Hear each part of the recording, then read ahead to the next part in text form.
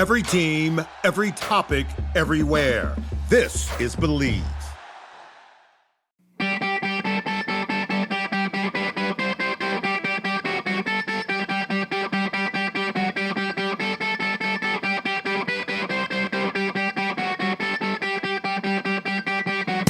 Welcome to Short Shifts. Jeffrey J. Vechs, Magic Carpet Operator. Damn, it was going to be a good one, and I boofed that. Butt clap being a long day. My voice is going. Anyways, Toph has no idea we're going to talk about short shifts. We got 10 minutes on the clock. 11:30. Okay. And Toph, want to talk about setbacks, how to overcome them, how you overcame. Let's talk about how you overcame them specifically. But I want to talk about injuries. Things you can do positively, things that take you down the wrong path. You got a couple injuries in your career. They're going to happen to most guys or girls. What are things you can do with that type of setback where you're going to miss like at least a month, a significant amount of time? Yeah. It's actually funny you say this because I literally went to a new doctor yesterday and, I have to fill out like all those injuries, medical history forms or whatever. And they're like surgeries. And I was like, do you have more paper? I too many to count. But anyways, injuries. Let's start off with the worst thing that you can do. And that's nothing and feel sorry for yourself.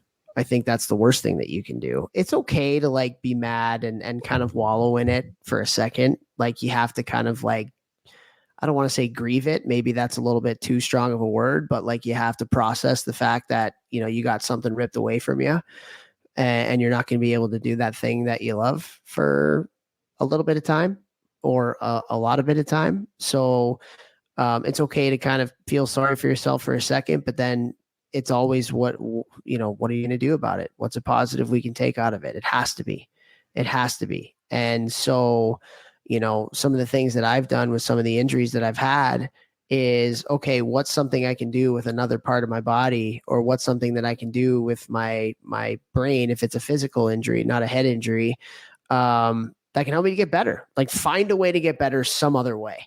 And so like when I tore my ACL, it was upper body workouts and watching I missed almost an entire year, like watching the game, like getting tight with the coaches, watching video with them, like almost becoming a quasi coach. I played my entire sophomore year with torn cartilage in my wrist at Cornell.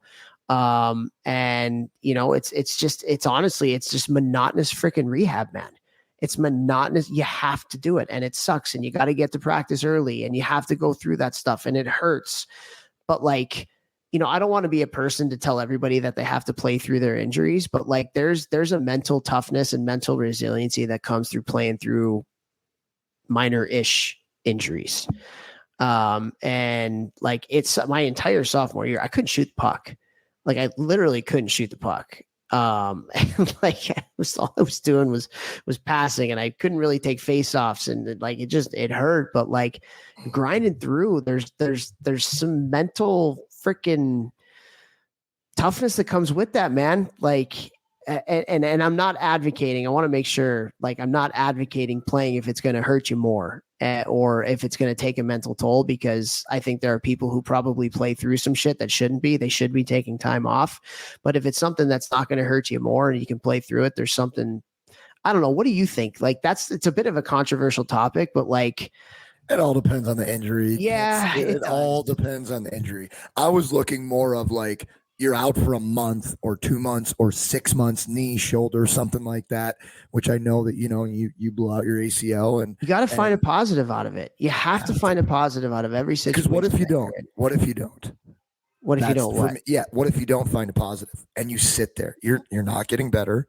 You're not finding the silver lining. You're not making this work for you. You're literally staying the exact same, probably regressing. Or you could do what Toph did here. Become tighter with the coaches to see the game in a different way, to do all of his rehab and build up other things, to work out his upper body and get jacked in his upper body while he couldn't do stuff with his lower body. Like there is always something you can be doing to be moving the needle. That's the biggest thing, honestly, is like become a coach. I didn't understand the game of hockey until I became a coach.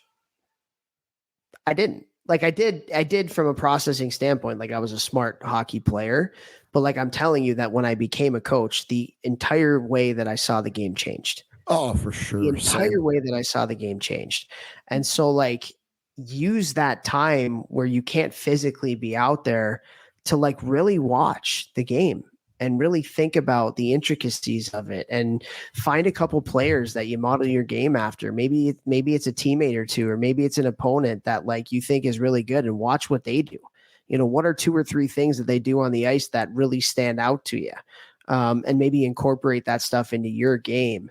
And so, like, if it's a physical injury, you know, take that time to really take a step back, look at the game from more of a 10,000-foot view, and really learn about the ins and outs of the game.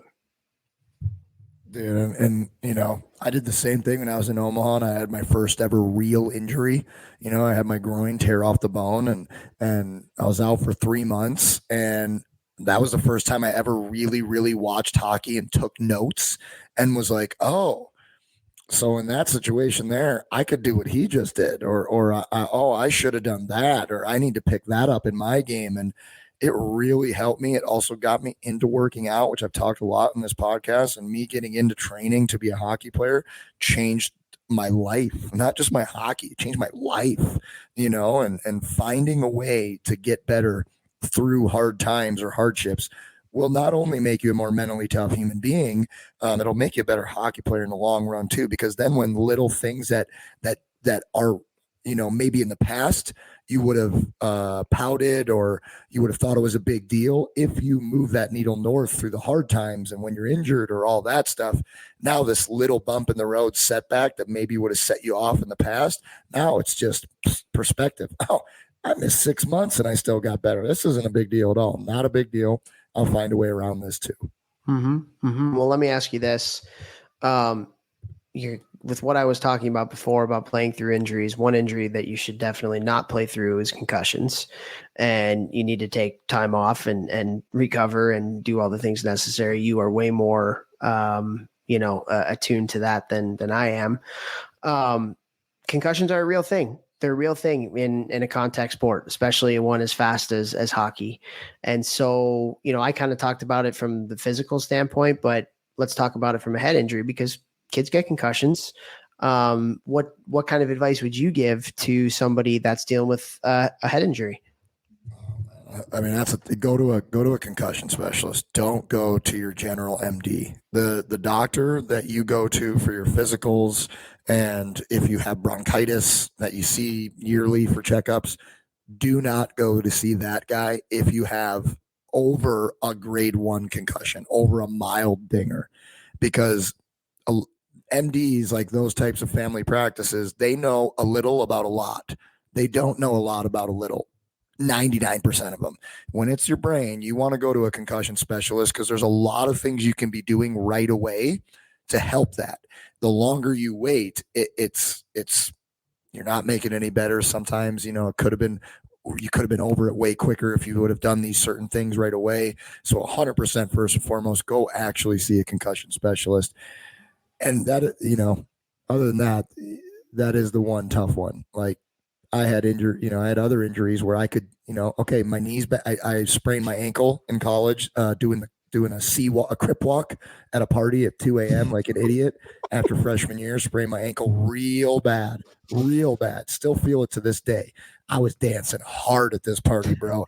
I was in the middle. I was bopping and bang. Oh my God. I just rolled my ankle so bad. I'm such an idiot. I don't even know if coaches or my trainer know that. So listen to this. Sorry, guys. Couldn't work out on that leg for like 8 weeks. Oh, wow.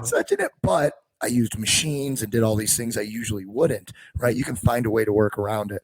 With a concussion, it is a little bit harder to work around it depending on how bad it is, because you can't do a bunch of physical stuff. You can't do mental stuff. You don't want to be on screens, you know, but you can eat better. You can sleep. You can, you know, there's something you can be doing. I worked on my vestibular system 6 days a week, and I got acupuncture in my skull and my neck and my back and my spine and all this shit. There's something you can be doing to move that needle north for your mental and your physical.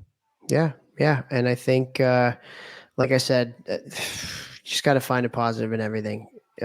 If you can, Like try as best you can. Sometimes it's difficult to do that, but with all the injuries that I had, it was okay. What can I do to get better? However small that might be, right? However small. Find a way, because if you don't, someone else will. There we go. All right. And with that, time's up. Cheers the show.